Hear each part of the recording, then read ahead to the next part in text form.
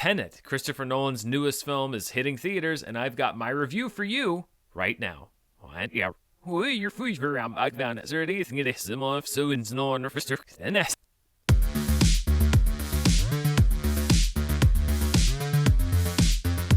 Hey everybody, I'm Dan Murrell, and this is my review of Tenet, the latest film from Christopher Nolan. And a new Nolan film is always hotly anticipated, even more so because Tenet was pushed back so many times by the COVID-19 pandemic. This is a spoiler-free review, so I'm not really going to go much into the plot because the marketing and the build-up to this movie has been somewhat secretive about what this movie is actually about. I think the one thing that's safe to say, because this is something that's been shown in many of the trailers and other publicity materials, is that the film does deal with time. Time can flow differently. We see time flowing what seems to be forward and time flowing what seems to be backward. And how that plays into this world and the machinations and the plot and the different characters, I will let you discover when you go to see this movie. But it actually doesn't really matter that I'm not going to get into the plot, because more than any other Christopher Nolan film, I would say, the star of this movie is Christopher Nolan and his talent and his technique as a filmmaker. And I think that it works for this movie in some ways. I think it works against this movie in some ways. However, I do not want to give short shrift to the great talent in front of the camera as well.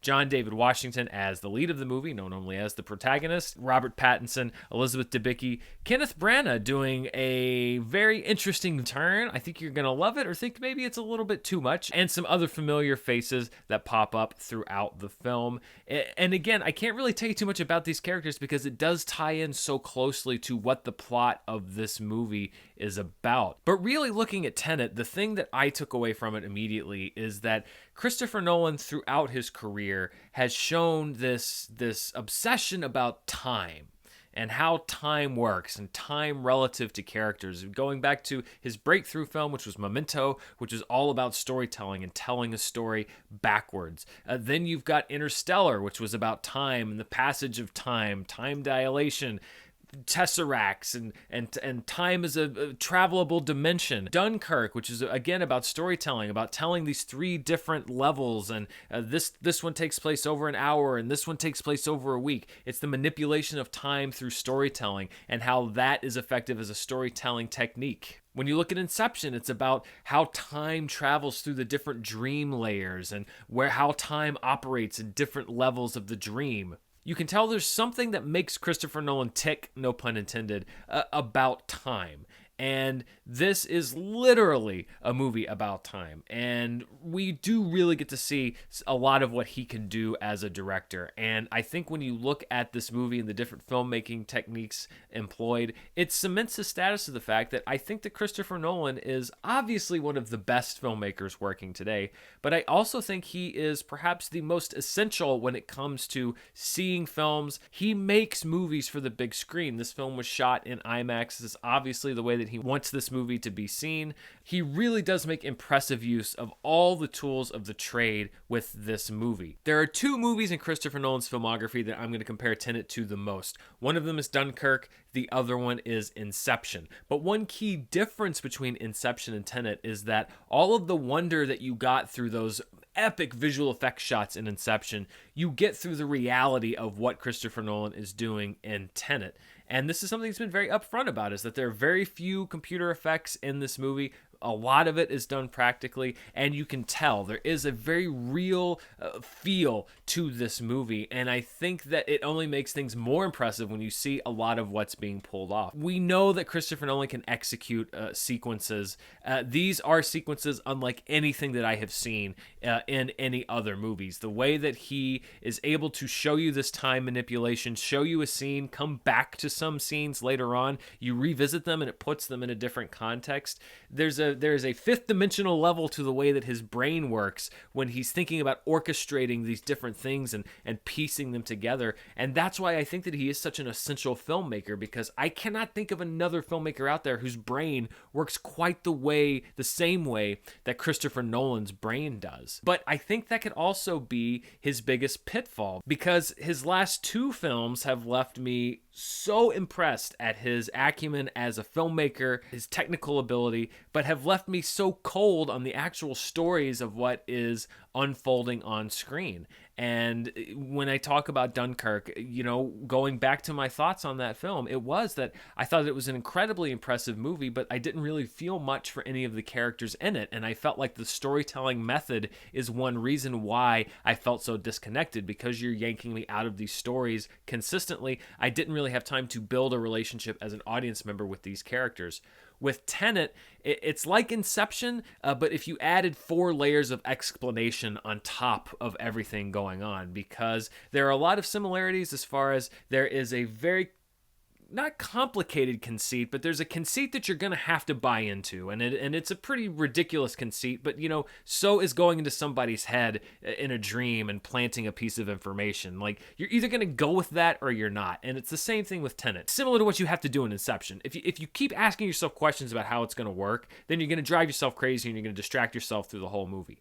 However, on top of that premise, there are so many additional layers of complication that require the characters to sit and explain and talk and reason out. There's missions where we have to go do this thing to get this person to do this, to this person, to that person. There's nothing wrong with complication in a film if it's woven into the fabric of the story. But what I felt from this movie is that it was so concerned with the technical aspect and so concerned with the complication that it forgot to really give me any characters that I care about. And for me as a moviegoer, that's kind of key for me to really connect to a film. Even movies that I don't particularly love, I love the first 2 acts of Interstellar. I'm not crazy about the 3rd act, but I like a lot of the characters in that film. I like Murph, I like Cooper. And so I connect to that story on more than one level. Obviously on an impressive technical level, but also on a character level. Same with Inception. It has a big, broad concept. However, I also have people to connect to, particularly Cobb and his struggles with Maul and this tragic loss in his life and how he's trying to overcome that and escape his own subconscious. Ultimately, it's because I connect with him on a character level. Even at his most technical, I think that Nolan has always been able to provide characters for you to latch onto until his last couple films. I felt it a little bit in Dunkirk. I felt it a lot more in this movie. And I think that is probably the biggest barrier for me to jump in, unreservedly and say, oh my God, this is one of the best movies of the year, one of the best movies I've ever seen. If you were able to marry what Christopher Nolan did as a filmmaker technically, and with these crazy concepts that he has in his mind, with strong characters and people that made me want to feel for them and care about them and root for them, then I think that this would be an exceptional movie across all aspects. Really, what I'm left with Tenet is an exceptionally made movie and an incredibly impressive movie, but once again, one that left me cold at the end of it, in the sense that I didn't feel as if I had been taken along on a ride with these people, with a story that I really cared about. But there's so much going on that the characters on screen serve more as a function of necessity to get the movie to keep going than to get you to care about them. Now, there's been a lot of people saying that this is a very complicated movie, and it is a very complicated movie. I've heard, like looking at some feedback, and I try not to look at too much, but just through osmosis, I saw some people saying like, this movie's way too complicated, and some people saying like, it's not that complicated if you pay close attention. Well, let me tell you, I was paying very close attention, and it is very complicated. It is a very, very complex and complicated movie, which there's nothing wrong with that, but I think it borders on possibly being overly complicated. But ultimately, I think enough of those loose ends do get tied together that you do get to the end of the story and understand, at least in broad terms, what's been going on.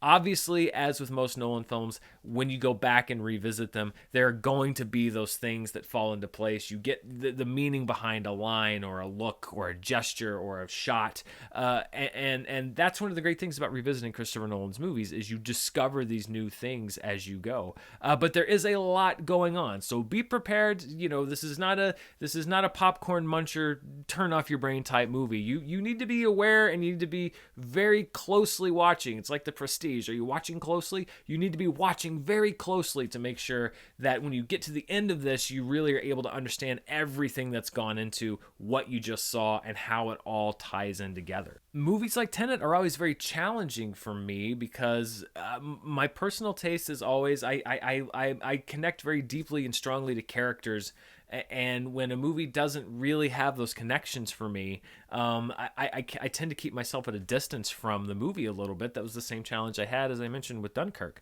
But ultimately, I recommended Dunkirk on the strength of Christopher Nolan's filmmaking, and I'm going to do the same with Tenet because given what he's doing cinematically, which I think is not on par with anything else that anyone else is doing, he is one of the most unique filmmakers working today, and I think definitely the most cinematic filmmaker working today. I could never not recommend going to see a movie as well constructed, as skillfully constructed, and as impressively constructed as this film is. But I do have to say, as a fan of Christopher Nolan, and I am a fan, I am a fan of his work, I'm a fan of a lot of his movies, I do start to worry that Christopher Nolan's obsession with manipulation of time and manipulation of storytelling, instead of becoming something that audiences everywhere can enjoy, I worry that it's starting to become something for an audience of one.